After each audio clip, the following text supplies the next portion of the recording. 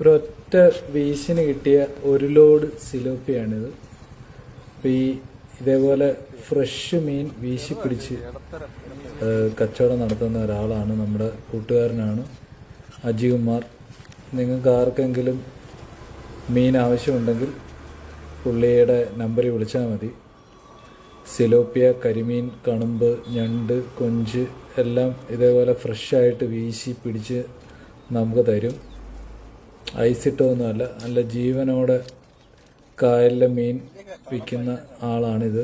വിൽക്കുക എന്ന് പറഞ്ഞാൽ പിടിച്ച് വിൽക്കുന്ന, ഇതുപോലെ വീശി വലയൊക്കെ ഇട്ടിട്ട് നമുക്ക് പിടിച്ച് ഫ്രഷായിട്ട് തരും.